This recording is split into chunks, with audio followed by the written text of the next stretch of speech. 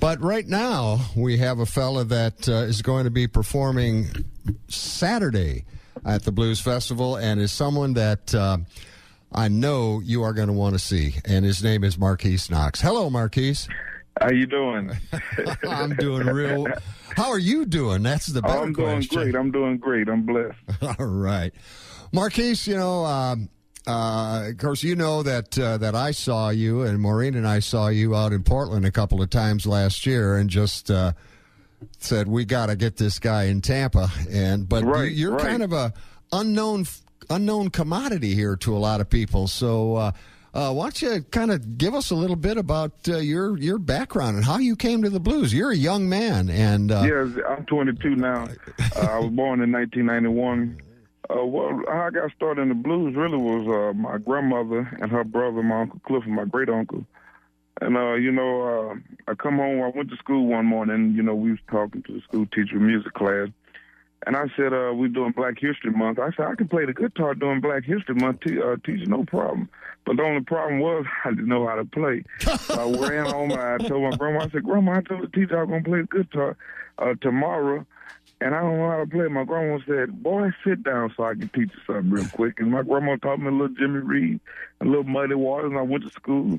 And that went over real good. I said, well, this is what I want to do. So you kind of opened your mouth and almost got in trouble in inserting your foot. Oh man! Well, what do as a young man, the blues is one of those niche markets. Did you listen to the blues when you were growing up? Did your grandma listen to the blues and your parents? And yes, the blues is, I tell the people the blues are passed down to me through the blood because it's really in my blood, my whole family. The tradition of my family is music, guitar, harmonica, and fiddle and stuff like that. So what happened was it just skipped an entire generation and it come to me. And so most important thing to me is just keeping the blues alive because I listen to it night and day when I was a kid all the time. That's all I listen to now. And I try to keep that sound that I'm used to hearing alive. Well, I'll tell you, you do a tremendous job of it, too. And I think that the folks here are going to be real impressed when they see you because, we see so many young people that come into the blues and they'll play a couple of blues tunes, but basically, they want to go over to rock. And there's nothing wrong with rock. But the blues has to have people like you to keep it fresh and to encourage people of your generation to understand what the music is about. Do you do any blues in the schools kind of things? Yeah, that's what I started off doing, the blues in the school. I'm quite sure you're familiar with the Blue Shoe Project out of Dallas, Texas. They put together the CD, The Last of the Great Mississippi Delta Bluesmen with Pine Top and Honey Boy and Henry Townsend and Robert Jr. Lockwood. Well, I got a chance to work with that company, going in and out of schools all the time down there. And then I got a chance this past year while I was in Fredericton, Canada. I did a whole week in schools, 3 schools a day for 5 days. So it was really nice. Well, do the kids ask you questions about it? And do they understand what the blues? They really understand. When I was in Fredericton, I got good reviews from all the school principals because the principals sat there and they listened. They said that they had that's something that they do every year is bring in, try to bring in different artists. But they were surprised at the way that they listened to me. And I held them their attention. But like I tell them, I'm not much older than they are. I'm just 22. And then I also got a 5-year-old son, so I can understand kids, too. So all that goes in hand together. Yes, it certainly does. There's no question about that. Well, it's to your credit and that you are taking the blues to the young people and reminding them that this is the roots music. This is where all the rest of it came from. And, Muddy said it first. The blues had a baby, and they called it rock and roll. It is. I'll just get back to the point where you're talking about the rock and the blues. That's one of the main reasons why I love the blues, and I want to keep going and reach as many people as I can because I want the people to see that there is somebody still, a young person at least, under the age of 30 that's doing the blues that the way the old masters used to do it. You know, I'm not no great guitar player or singer, but I love to do it the way the masters used to do it because I think that's the true sound. All other sounds is good, but there's nothing like listening to Delta music. Well, you are absolutely correct, and we used to have a harmonica player here in the area. He died 10, 12 years ago, but he said that he gets mad when people say that they want to take blues in another direction. He said the blues can stand on its own. It can. They done stood the test of time. Disco done came and gone. Blues still around. Rap was just a baby before and blues was still around. Jazz, you know, and blues still around. So it's like without anything, you know, you got to, every time I listen to the radio, even I listen at, you think about what Kanye West and Jay-Z did was sampling Otis Redding. Yeah. So, you know, they can never escape that sound. You know, the more people realize that, the better it's going to be for music.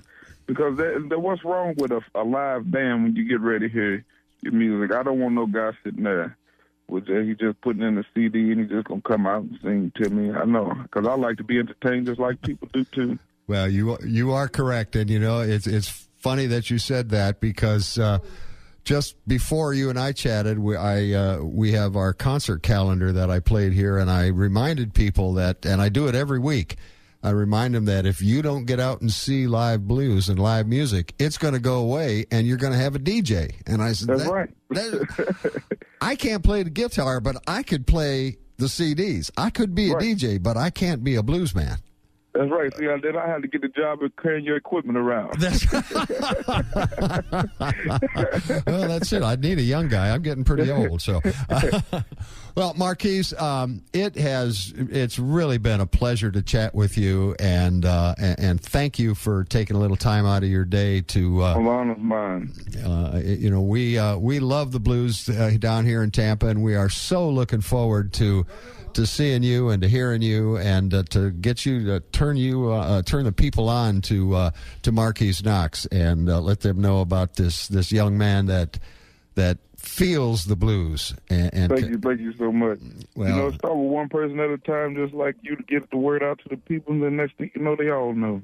That's right. It's something that we all have to do. We all have to do our little part. It's I tell people that it's a big circle. And it just keeps going around, and we all do our part to keep the blues alive. And you're doing your part on the stage, and we're doing our part out there listening to you. So thank you. We're grateful that you're doing it, my friend. Oh, thank you. I'm happy that I'm doing it myself. All right, it's better than working too. A real job. You know? It is. No doubt. Well, Marquise, once again, Saturday you will be taking the stage at 12:30 on Saturday afternoon, and folks, I want to encourage you to not be late because you do want to hear this man, because you will hear a lot more from him over the years, I promise you. It wasn't a life-changing experience when I heard Marquise last year, but it was one of those where my ears perked up and I'm like, holy crap, who is this guy? And that was the end of that. I have been a fan since that. Well, I had the CDs too, so I was a fan then. But once I saw you, I said, it's all over, man. This is a great young talent, and we've got to do all we can to let people know about it. So once again, Saturday, 12:30 at the Tampa Bay Blues Fest. Marquise, we're looking forward to it. Going to chat with you some more when you're here, and you're driving, right? So be careful on the road. I will. All right. Thank you so much. All right. Thank you, Marquise. We'll see you on Saturday. Okay. All right. Take care. All right. Marquise Knox. And believe me, he is a very humble young man. And he just loves to play the doggone blues. You are going to be quite pleased and surprised when you hear his blues on Saturday. He's from Mississippi, so like he said, it was in his blood. So he comes by it honestly. He's right there where the blues was born.